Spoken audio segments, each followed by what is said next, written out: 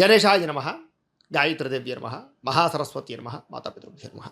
ముందుగా ప్రేక్షక వీక్షణ మహాశీలందరికీ కూడా నమస్కారం. 1వ తారీఖు నవంబర్ 2025 నుండి 15వ తారీఖు నవంబర్ 2025 వరకు కూడా ఈ 15 రోజులు ఈ పక్షం ద్వాదశ రాశి వారికి కూడా ఎలా ఉండబోతుందో చూద్దాం. ఇక తులారాశి వారి యొక్క ఫలితాలు.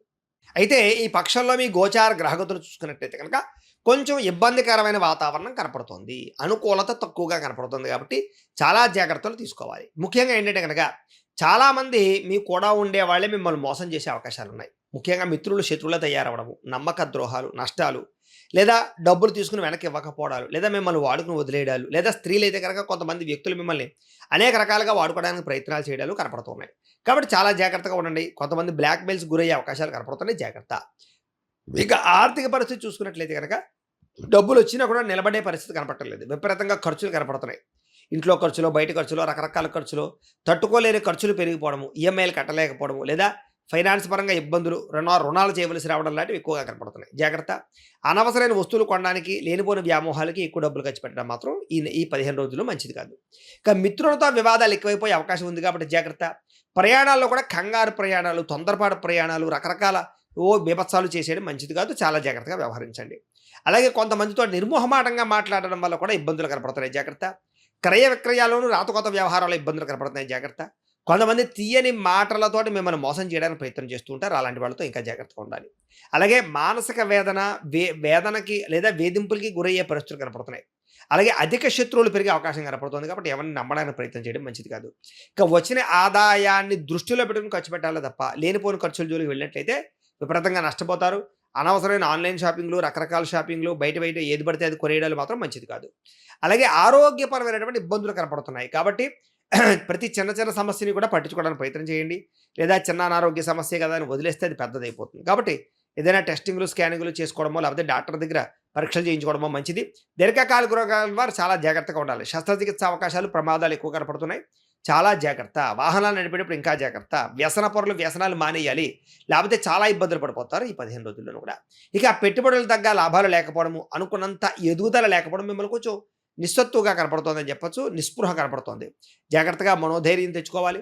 ఇక కుటుంబ ఖర్చులు విపరీతంగా పెరగడం వల్ల మనోవేదన, లేదా కుటుంబంలో ఎవరికైనా సరే అనారోగ్య సమస్యల వల్ల, లేదా చదువుల కోసమా, లేకపోతే వాళ్ళకి సంబంధించినటువంటి ఏమైనా భవిష్యత్ వ్యవహారాల కోసమా డబ్బులు ఎక్కువగా ఖర్చు పెట్టే అవకాశాలు, ప్రేమించిన వాళ్ళ కోసం డబ్బులు బాగా ఖర్చు పెట్టే అవకాశాలు కనపడుతున్నాయి.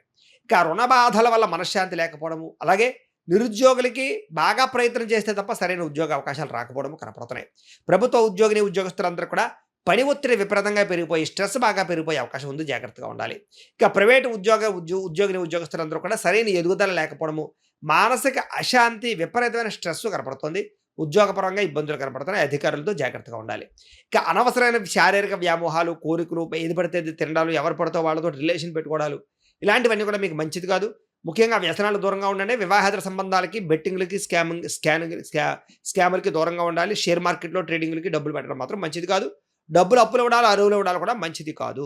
ఇక చిన్న చిన్న అనారోగ్య సమస్యలు పెద్దవైపోవడం వల్ల ఇబ్బందులు, అలాగే ఇతర దేశాల్లో ఉండే భారతీయులు, ఎన్ఆర్ఐలందరికీ కూడా ఆర్థిక ఇబ్బందులు లేదా ఉద్యోగ సమస్యలు కనపడుతున్నాయి. విపరీతంగా నరఘోష పెరిగే అవకాశం కనపడుతోంది. ప్రయాణాల్లో కూడా అనవసరమైనటువంటి ప్రయాణాలు, ప్రమాదాలు కనపడతాయి, జాగ్రత్తగా ఉండాలి. అలాగే వివాహాలు, శుభకార్యాల విషయాలు కూడా అంతంత మాత్రమైనటువంటి అవకాశాలు కనపడుతున్నాయి. అనవసరమైన గొడవలు జరగడం వల్ల ప్రేమికుల మధ్య దూరం జరిగే అవకాశం కనపడుతోంది. ఇంకా భార్యాభర్తల మధ్య కూడా అనుమానపు ఆలోచనలు కనపడుతున్నాయి. గృహ నిర్మాణ పనులు కూడా తొందరగా జరగకపోవడం, ఆలస్యంగా జరగడం, ఖర్చులు పెరగడం జరిగే అవకాశాలు ఉన్నాయి. ఇక బ్యాంకు లావాదేవీలు కూడా అనుకున్నంత సజావుగా సాగేలా కనపడటం లేదు, కొంచెం ఆలస్యంగా సాగుతాయి, లేదా లోన్లు లేదా అప్లై చేసే సమయంలో ఇబ్బందులు కనపడతాయి. ప్రయాణాల విషయంలో జాగ్రత్త. కొత్త వ్యక్తులతో లావాదేవీలు జరిపేటప్పుడు జాగ్రత్త. నమ్మక ద్రోహులు ఎక్కువగా ఉంటారు, జాగ్రత్త.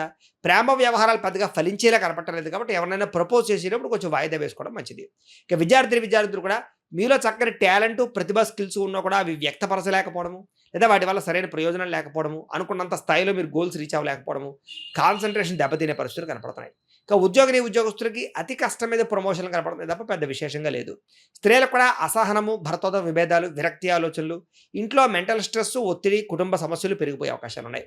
వ్యాపారస్తులకి పెట్టుబడులు తగ్గ లాభాలు లేవు, అంతంత మాత్రం లాభాలే కనపడుతున్నాయి. ఆర్థిక పరంగా చాలా ఇబ్బందులు పడే అవకాశాలు, డబ్బులు రొటేషన్ ఒక ఇబ్బందులు, కొన్ని రోజులు బాగుంటే కొన్ని రోజులు మళ్ళీ ఇబ్బందులు పడే అవకాశాలు వ్యాపార పరంగా కనపడుతూ ఉన్నాయి. ఏదేమైనా కూడా ఒక్కసారి మీ పర్సనల్ జాతకం కూడా ఎలా ఉందో ఒకసారి చూపించుకోవడము, లేదా వాటిలో ఏదైనా దోషాలుంటే వాటి పరిహారాలు చేయించుకోవడము చేసుకుని ముందడుగు వేసినట్లయితే మీకు రాబోయే రోజులు శుభప్రదంగా ఉంటాయి అని తెలియజేస్తూ